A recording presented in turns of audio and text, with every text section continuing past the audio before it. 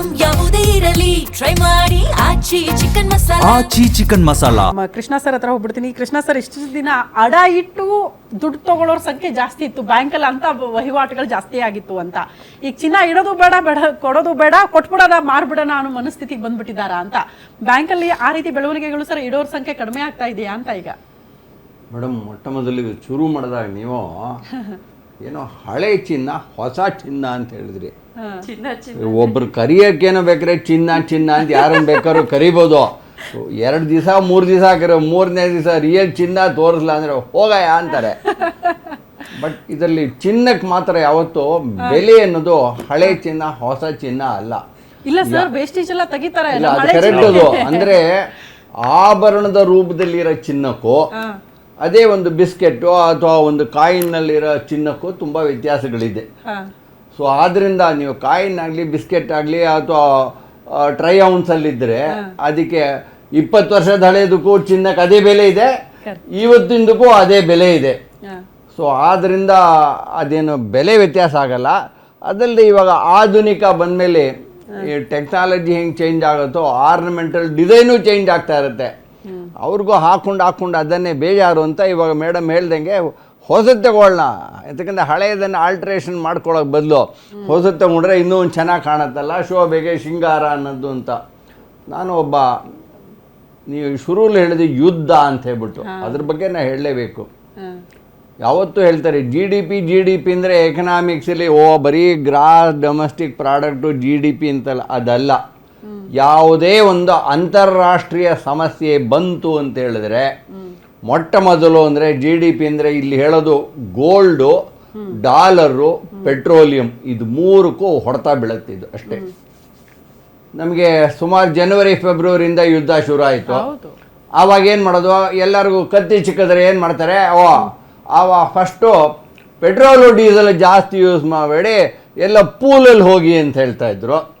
ಅದು ಏನು ಮಾಡೋದನ್ನು ಅವ್ರೇನು ಕಂಟ್ರೋಲ್ ಮಾಡೋಕ್ಕಾಗಲ್ಲ. ಸ್ವಲ್ಪ ದಿವಸ ಮೇಲೆ ಗ್ಯಾಸು, ಆಮೇಲೆ ಪೆಟ್ರೋಲಿಯಂ ಪ್ರಾಡಕ್ಟ್ ಎಲ್ಲದಕ್ಕೂ ಒದೆ ಬಿತ್ತು. ನೆಕ್ಸ್ಟ್ ಏನು ಬಂತು, ಅವ್ರಿಗೆ ಯಾಕೋ ಚಿನ್ನದ ಮೇಲೆ ಆಸೆ ಗೊತ್ತಿಲ್ಲ ನರೇಂದ್ರ ಮೋದಿ ಅವ್ರಿಗೆ ಸಂಸಾರ ಇಲ್ಲ, ಎಂಥದ್ದು ಇಲ್ಲ. ಅವರೇನೋ ತಗೋಬೇಡ ಅಂತ ಹೇಳ್ಬಿಟ್ರು. ಅಲ್ಲರಿ ಒಂದ್ಸಲ ತಗೋ ಅಂತ ಹೇಳ್ತಾರೆ, ಇನ್ನೊಂದು ಸಲ ತಗೋಬೇಡ ಅಂತ ಹೇಳ್ತಾರೆ. 10 ರೂಪಾಯಿ ಗ್ರಾಮ್ ಚಿನ್ನ ಇದು ನೋಡಿದ್ದೀವಿ. ನಾವಿವಾಗ ಮಾರ್ಚಲ್ಲೇ 17,000ಕ್ಕೂ ಹೋಗಿದ್ವಿ. ಕರೆಕ್ಟಾ ಮೇಡಮ್? 17,000ಕ್ಕೂ ಹೋಗಿದೆ. ಇವಾಗ 14,000ಕ್ಕೂ ಬಂದಿದೆ. ಅಂದರೆ ಇದು ಏರುಪೇರು ಅಥವಾ ಏರಿಳಿತ ಅನ್ನೋದು ಅಂದ್ರೆ ಇಲ್ಲಿ ಪಾಪ ಇವ್ರ ಮುಂದೆ ನಾವು ಹೇಳೋದು ತಪ್ಪಾಗತ್ತೆ, ನಾನು ಹೇಳೋದು ಹೇಳ್ಬಿಡ್ಬೇಕು, ವಿಷಯ ಮಾತಾಡಬಹುದು. ಅಂದರೆ ಸಾರ್ವಜನಿಕರಿಗೆ ಗೊತ್ತಾಗಲೇಬೇಕು. ಈ ದಳ್ಳಾಳಿ ಅಂತ ಹೇಳ್ತಾರಲ್ಲ, ಬೆಳೆಯವನಿಗೂ ದುಡ್ಡು ಸಿಗಲ್ಲ, ಕೊನೆಯಲ್ಲಿ ಮಾರವನಿಗೂ ಸಿಗಲ್ಲ. ಬಿಡಿಯವನು ಇರ್ತಾನಲ್ಲ, ಅವನು ಯಾವತ್ತೂ ಸೇಫ್ ಆಗಿ ಪದಾರ್ಥವನ್ನು ಕೊಂಡುಕೊಳ್ಳದೆ ಅವನು ಪ್ರಾಫಿಟ್ ಅಂತೂ ಮಾಡ್ತಾ ಇರ್ತಾನೆ. ಸೊ ಆದ್ದರಿಂದ ಇದೆಲ್ಲ ಟ್ರೆಂಡ್ ಅನ್ನೋದು ಈ ಬದಲಾವಣೆ ನಡೀತಾ ಇರುತ್ತೆ. ಇದು ಹಳೆ ಚಿನ್ನ ಮಾರೋದು ಅನ್ನೋದು ಸುಳ್ಳದು. But they want to have a new pattern of ornaments, jewellery, ಅದು ಇದು. ಆದ್ದರಿಂದ ಅದಲ್ಲೇ ಇನ್ನೊಂದೇನು, ಒಬ್ಬ ವ್ಯಾಪಾರಸ್ಥ ಆಗಲಿ ಒಬ್ಬ ಇಂಡಿವಿಜುವಲ್ಲು ಒಂದು ಪ್ರಿನ್ಸಿಪಲ್ ಏನಪ್ಪ, cell when it is high, by when it is low ಅಷ್ಟೇ. ಬೈ ಹೈ ಅಂದರೆ ಅದು ಲಾಸ್ ಆಗಿಬಿಡುತ್ತೆ. ಹೈ ಇದ್ದಾಗ ಮಾರಾಕ್ಬಿಡು, ತಿರುಗಿನೂ ಯಾವಾಗ ಯಾವ ಬಾಟಮ್ ಹೋಗುತ್ತೆ ಗೊತ್ತಿಲ್ಲ, ಅನುಮಾನ ಇದೆ. ಅದಕ್ಕೋಸ್ಕರ ಕೆಲವರೊಂದು ಮಾರ್ತಾ ಇದ್ದಾರೆ. ಇವರು ಮೇಡಮ್ ಹೇಳ್ದಂಗೆ ನಡೀತಾ ಇದೆ. ಬಟ್ ರವಿಕುಮಾರ್ ಸರ್, ಈಗ ಕೃಷ್ಣ ಸರ್ ಹೇಳ್ದಂಗೆ ಹೈ ಆದಾಗ ಮಾರಿದ್ರೆ ಸ್ವಲ್ಪ ಜಾಸ್ತಿ ರೇಟ್ ಸಿಗ್ತಾ ಇತ್ತು. ದಿಢೀರ್ ಅಂತ ಚಿನ್ನದ ರೇಟ್ ಕಡಿಮೆ ಆದಾಗ ಮಾರೋರ ಸಂಖ್ಯೆ ಜಾಸ್ತಿ ಆಗ್ಬಿಟ್ಟಿದೆ ಅಂತ ನಂಗೆ ವಂಡರ್ ಅನ್ಸಿದೆ. ಈಗ ರೇಟ್ ಕಡಿಮೆ ಅಲ್ವಾ ಸರ್? ನೋಡಿ, ಇದೇನಾಗಿದೆ ಅಂದರೆ ಇವಾಗ ಮುಂಚೆ ಚಿನ್ನ ಇದ್ದಿದ್ದು ಯೂಸರ್ಸ್ ಮಾರ್ಕೆಟ್. ಮಹಿಳೆಯರು ಬರ್ತಾ ಇದ್ರು, ಒಂದು ಮದುವೆ ಒಂದು ಸಮಾರಂಭ ಇದೆ ಅಂದರೆ ನಮ್ಗೆ ಏನು ಬೇಕೋ ಚಿನ್ನ ಅಷ್ಟೇ ತೊಗೊತಾ ಇದ್ರು. ಈ ಚಿನ್ನ ಯಾವಾಗ ಬೆಳೆಯೋಕ್ಕೆ ಶುರುವಾಯಿತು, ಈ ಯೂಟ್ಯೂಬಲ್ಲಿ ಎಕ್ಸ್ಪರ್ಟ್ಸ್ ಒಪಿನಿಯನ್ ಎಲ್ಲ ತೊಗೊಂಡಾಗ ಒಂದೊಂದ್ಸಲಿ ಈ 2025 ಮಾರ್ಕೆಟ್ ಯಾವಾಗ ಮೇಲಕ್ಕೆ ಹೋಗ್ತಾನೆ ಇತ್ತು, ಇದರಲ್ಲಿ ಇನ್ವೆಸ್ಟರ್ಸ್ ಬಂದು ಎಂಟ್ರಿ ಆದರು. ಅವ್ರಿಗೆ ಚಿನ್ನ ಬೇಕಾಗಿಲ್ಲ, ಅವ್ರು ದುಡ್ಡು ಮಾಡಬೇಕಷ್ಟೇ. ಚಿನ್ನ ತೊಗೊಂಡು ಇನ್ವೆಸ್ಟ್ ಮಾಡಿ ಅದ್ರ ಫಲ ತೊಗೊಬೇಕು ಅಂತ. ಇವರೇನು ಅಂದ್ಕೊಂಡ್ರು, ಇನ್ನು ಯುದ್ಧ ಬೇರೆ ಜಾಸ್ತಿ ಆಯಿತು, ಇನ್ನೂ ಬೆಳೆಯುತ್ತೆ ಅಂದ್ಕೊಂಡು ಅವ್ರಿಗೇನ ಪ್ರತಿಯೊಂದಕ್ಕೂ ಒಂದು ಲಿಮಿಟ್ ಇರುತ್ತೆ. ಆ ಒಂದು ಲಿಮಿಟ್ ದಾಟಿದ ಮೇಲೆ ಇವಾಗ ಮತ್ತೆ ಚಿನ್ನ ಕಮ್ಮಿ ಆಗ್ತಾ ಇದೆಯಲ್ಲ, ಇನ್ನು ನನ್ನ ಲಾಭನ ಯಾಕೆ ಕಮ್ಮಿ ಮಾಡ್ಕೊಬೇಕು ಅಂತ ಹೇಳಿ ಈ ಇನ್ವೆಸ್ಟರ್ಸ್ ಮಾರ್ತಾ ಇದ್ದಾರೆ. ನೀವು ಅನ್ಕೊಂಡಿರೋಂಗೆ ಯಾವ ಮಹಿಳೆಯರು 1 ಗ್ರಾಮ್ ಚಿನ್ನ ಕೊಡಲ್ಲ ಮನೆಯಿಂದ, ಯಾರು ಕೊಡಲ್ಲ. ಇನ್ನು ನನಗೆ ಬೇಕು ಅಂತಾರೆ, ಒಂದು ಬೆಟ್ಟ ಇದ್ರೂ ಒಂದು ಗುಟ್ಟ ಅಷ್ಟು ಬೇಕು ಅಂತಾರೆ, ಇನ್ನು ಯಾರು ಕಮ್ಮಿ ಬೇಕು ಅಂತ ಕೇಳಲ್ಲ.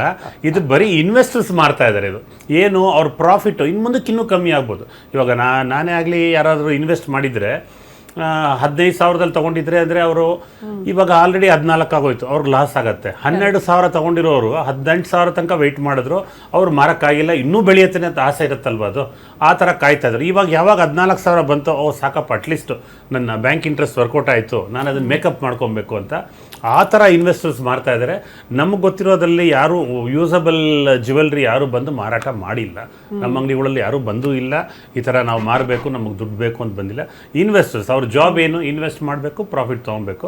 ಆ ರೀತಿ ಆದವರು ಪ್ರೆಷರ್, ಆ ಸೆಲ್ಲರ್ಸ್ ಜಾಸ್ತಿ ಆಗಿರೋದ್ರಿಂದ ಗೋಲ್ಡ್ ಅಂಡರ್ ಸೇಲ್ ಕೂಡ ಆಯಿತು. ನೋಡಿ, ಅಫಿಷಿಯಲ್ ರೇಟ್ಗಿಂತನೂ ಇನ್ನೂ 300 ರೂಪಾಯಿ ಕಮ್ಮಿ ಆಯಿತು. ಬೆಳ್ಳಿ ಅಫಿಷಿಯಲ್ ರೇಟ್ಗಿಂತನೂ ಇನ್ನೂ 10,000 ಕಮ್ಮಿಗೆ ಮಾರಕ್ಕೆ ರೆಡಿ ಇದ್ರು. ಆ ಥರ ಆ ಒಂದು ಕಾರಣದಿಂದ ಏನಾಯಿತು, ಚಿನ್ನ ಅಂಡರ್ ಸೇಲ್ ಆಗಿ ಕಮ್ಮಿ ಸೆಲ್ಲರ್ಸ್ ಮಾರ್ಕೆಟ್ ಆಗಿ ಡ್ರಾಪ್ ಆಗುತ್ತೆ. ಓಕೆ, ಎನಿವೆ ಮಾನ್ವಿತಾ ಅವರು ಈಗ ರೇಟ್ ಜಾಸ್ತಿ ಆದಾಗಂತೂ ಕೊಳ್ಳಕ್ಕಾಗಲಿಲ್ಲ. ಈಗ ತಗೊಳ್ಬೇಕು ಅಂತ ಏನಾದ್ರು ಪ್ಲಾನ್ಸು ಮತ್ತೆ ಜಾಸ್ತಿ ಹೆಣ್ಮಕ್ಳು ಏನಾದ್ರು ಮನ್ಸು ಮಾಡ್ತಾರಾ ಅಂತ ಕಡಿಮೆ ಆದಾಗ ರೇಟು? ಆಕ್ಚುಲಿ ಈ ತರ ಅಕ್ಷಯ ತೃತೀಯ ಸಮಯ ಏನಾದ್ರೂ ಕುಸಿದಿದ್ರೆ ತುಂಬಾ ಚೆನ್ನಾಗಿರೋದು. ಅವಾಗ ತಗೊಳಕ್ ಹೌದು, ಅವಾಗಲೇ ಉಲ್ಟಾ ಜಾಸ್ತಿ ತುಂಬಾ ಜಾಸ್ತಿ ಆಗೋಗಿತ್ತು. ಇಲ್ಲಿ ಬರೋಕ್ಕಿಂತ ಮುಂಚೆ ನಾನು ಕೆಲವೊಬ್ರು ಫ್ರೆಂಡ್ಸ್ ಹತ್ರನೂ ಮಾತಾಡ್ಕೊಂಡು ಬಂದೆ, ಮತ್ತೆ ನಮ್ಮ ಮನೆ ಕೆಲ್ಸಕ್ಕೆ ಬರ್ತಾರೆ, ಅವ್ರ ಹತ್ರನೂ ಮಾತಾಡಿದೆ, ನೀವೇನ್ ಮಾಡ್ತೀರಾ ಚಿನ್ನನ ಅಂತ. ಅವರು ನಾನು ಎಲ್ಲರೂ ಹೇಳಿದ್ದನ್ನು ಹೇಳ್ತೀನಿ, ನನಗ್ ಗೊತ್ತಿರ್ಲಿಲ್ಲ ಈ ತರ ಸೆಲ್ ಮಾಡ್ತಾ ಇದ್ದಾರೆ ಅಂತ.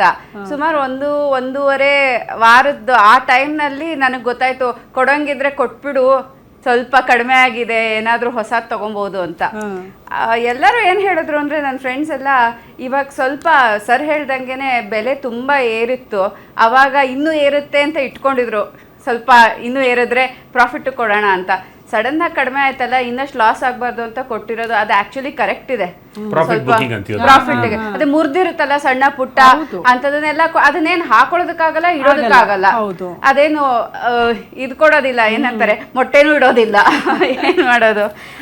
ಮತ್ತೆ ಎರಡನೇದು, ನನ್ನ ಹಸ್ಬೆಂಡ್ ಏನ್ ಹೇಳ್ತಾರೆ ಅಂತಂದ್ರೆ, ನಿನ್ಗೆ ಯಾವ್ದಾದ್ರು ಇಷ್ಟ ಇಲ್ಲ ಅಂತಾನೆ ಕೊಟ್ಬಿಡು, ಆ ದುಡ್ಡನ್ನ ತಗೊಂಡ್ಬಿಟ್ಟು ಅದೇನೋ ಗೋಲ್ಡ್ ಇನ್ವೆಸ್ಟ್ಮೆಂಟ್ ಮಾಡ್ತೀನಿ ಅಂತಾನು ಹೇಳಿದ್ರು. ನನ್ನ ಹಸ್ಬೆಂಡೇ ಹೇಳಿದ್ರು. ಸೊ ಅವ್ರಿಗೆ ನಾನು ಒಂದ್ಸಲಿ ಕೇಳಿದ್ದೆ ಯಾಕೆ ಹೀಗೆ ಅಂತ.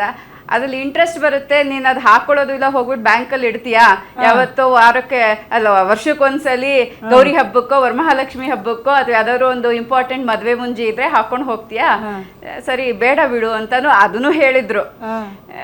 ಇನ್ನು ನನ್ನ ಫ್ರೆಂಡ್ ಒಬ್ರು ಹೇಳಿದ್ರು, ಈ ಡಿಸೈನ್ ಹೊಸ ಡಿಸೈನ್ ಇದೆಯಲ್ಲ ಮೇಡಮ್, ಇವಾಗ ಏನಾಗಿದೆ ಅಂತಂದ್ರೆ, ಮುಂಚೆ ಎಲ್ಲ ದಪ್ಪ ಚೈನ್ ತಗೊಂತಾ ಇದ್ವಿ, ಇವಾಗ ನಿಜವಾಗ್ಲೂ ಎಟಕ್ತಾ ಇಲ್ಲ. ಹೌದು, ಇವಾಗ ಏನಂದ್ರೆ ಡಬ್ಬಾಗಿರ್ಬೇಕು, ದೊಡ್ಡದಾಗಿ ಕಾಣ್ಬೇಕು.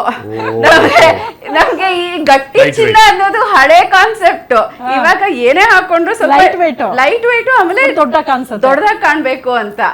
ಅದು ನಮ್ಮ ಹಳೆ ಚಿನ್ನದಲ್ಲಿ ಆಗೋದಿಲ್ಲ. ಆಮೇಲೆ ಚಿನ್ನ ಇಟ್ಕೊಂಡು ಹಾಕೊಳ್ಳೋಕ್ಕೂ ಕಷ್ಟ ಮೇಡಮ್, ಯಾವ್ದಾದ್ರು ಕಳ್ಳ ಬಂದ್ಬಿಡ್ತಾನೆ ಅಂತಾನು ಭಯ ಇರುತ್ತೆ, ಒಳಗಡೆನೆ ಇಟ್ಟಿರ್ತೀವಿ. ಡಿಬೇಟಿಗೆ ಲೈನ್ ಅಪ್ ಮಾಡಿದ್ವಿ, ನಿನ್ನೆನೆ ಫೋನ್ ಮಾಡಿದ್ರಾ ಬನ್ನಿ ಡಿಬೇಟ್ ಇದೆ ಅಂತ? ಹೌದು, ನಿನ್ನೆಯಿಂದ ಇವ್ರು ಯಾರ್ಯಾರು ಇದಾರೋ ಎಲ್ಲ ಫೋನ್ ಮಾಡಿದ್ದಾರೆ. ಏನ್ ಮಾತಾಡ್ಬೋದು ಚಿನ್ನದ ಬಗ್ಗೆ ನೋಡಿದ್ರೆ ಅವರು ಬರ್ಕೊಂಡು ಬಂದಿದ್ದಾರೆ. ಚಿನ್ನದ ಬಗ್ಗೆ ಯಾರ್ಯಾರಿಗೆ ಏನೇನು ಆಸಕ್ತಿ ಇದೆ ಎಲ್ಲ ಬರ್ಕೊಂಡ್ ಬಂದಿದ್ದೀರಾ? ಹೌದು. ಆಮೇಲೆ ನಮ್ಮ ಮನೆ ಹತ್ರ ಇದ್ದು ಚಿನ್ನದ ಅಂಗಡಿಯವ್ರ ಹತ್ರನೂ ಮಾತಾಡಿದೆ, ಅವ್ರ ಹತ್ರನೂ ಮಾತಾಡಿದೆ. ಅವ್ರು ಹೇಳಿದ್ದು ಇದನ್ನೇ ಹೇಳಿದ್ರು, ನೋಡಿ ಸುಮ್ನೆ ಕೊಡಕ್ ಹೋಗ್ಬೇಡಿ, ಸರ್ ಹೇಳ್ದಂಗೆನೆ ಹೇಳಿದ್ರು. ಆದ್ರೆ ಏನ್ ಮಾಡೋದು, ಕೆಲವೊಂದು ಇಟ್ಕೊಳ್ಳೋದಕ್ಕಾಗಲ್ಲ, ಮುರಿದಿರೋದು ಪರ್ದಿರೋದು. ಆಮೇಲೆ ಇನ್ನೊಂದು ನಿಜ ಹೇಳ್ತೀನಿ ಮೇಡಮ್, ನೋಡಿ ನನ್ನ ಫ್ರೆಂಡೇ ಹೇಳಿದ್ದಿದೂನು, ಅವರು ಅಕ್ಕ ತಂಗಿ ಮಧ್ಯೆ ಅಮ್ಮಂದೊಂದು ಆಭರಣ ಒಂದು ಇದ್ದಿತ್ತು, ಅದನ್ನ ಇವಾಗ ಕೊಟ್ರೆ ಅಟ್ಲೀಸ್ಟ್ ಒಂದಷ್ಟು ಪ್ರಾಫಿಟ್ ಬರುತ್ತೆ, ಇಬ್ರಿಗೂ ಒಂದೊಂದು ಏನಾದ್ರೂ ಒಂದು ಚೈನೋ ಅಥವಾ ಕಿವಿದೋ ಏನೋ ಸಿಗುತ್ತೆ ಅಂತ. ಆಮೇಲೆ ಅದು ಇವ್ರು ಏನೋ ಮಾಡ್ತಾರಲ್ಲ ಸರ್, ಏನದು ಹಾಲ್ ಮಾರ್ಕ್ ಅಂತ. ನಮ್ ಹಳೆ ಆಭರಣಕ್ಕೆಲ್ಲ ಏನೋ ಹಾಲ್ ಮಾರ್ಕ್ ಇರಲ್ಲ, ಬರ್ತಾ ಬರ್ತಾ ಇವ್ರೇನಾದ್ರೂ ಹಾಲ್ ಮಾರ್ಕ್ ನ ಕಂಪಲ್ಸರಿ ಮಾಡ್ಬಿಟ್ರೆ ನಮ್ಮ ಆಭರಣ ಏನು ಅಂತ ಅದೊಂದು ಕ್ವೆಶ್ಚನ್ ಇದೆ.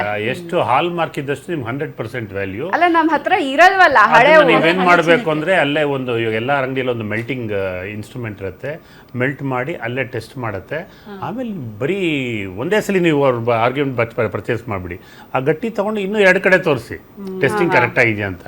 ಈಗ ಮಹಿಳೆಯರೆಲ್ಲ ತುಂಬಾ ಬುದ್ಧಿವಂತರು. ಒಂದು ಟೆಸ್ಟಿಂಗ್ ಯಾರು ನಂಬಲ್ಲ. ಈಗ ಇನ್ನೊಂದ್ ಕಡೆ ಹೋಗಿ ಅಯ್ಯೋ ಮೇಡಮ್ ಸಿಕ್ಕಾಪಟ್ಟೆ ಬುದ್ಧಿವಂತರು, ನಾನೇ ಅಡ್ವೈಸರ್ ಆಗಿ ಅಪಾಯಿಂಟ್ ಮಾಡ್ಕೊಂಡಿದ್ದೀನಿ. ಇವತ್ತು ಆಕ್ಚುಲಿ ಒಂದು ಮಾನ್ವಿತಾ ಅವ್ರ ಹಸ್ಬೆಂಡ್ ಏನಾದ್ರು ಈ ಶೋ ನೋಡ್ತಾ ಇದ್ರು ಸ್ವಲ್ಪ ಹುಷಾರಾಗಿರಿ ಸರ್, ಬರೀ ಚಿನ್ನ ಮಾರೋದು ತಗೊಳ್ಳೋದ್ರ ಬಗ್ಗೆ ಚಿಂತೆ ಇಲ್ಲ ಇವ್ರಿಗೆ, ಬೇರೆ ಬೇರೆ ಲೆಕ್ಕಾಚಾರಗಳೆಲ್ಲ ಇದೆ ಅಂತ ಮೋಸ್ಟ್ಲಿ ಕೇಳ್ಬೋದು ಬಂದು ಅಂತ ಮನೆಗೆ.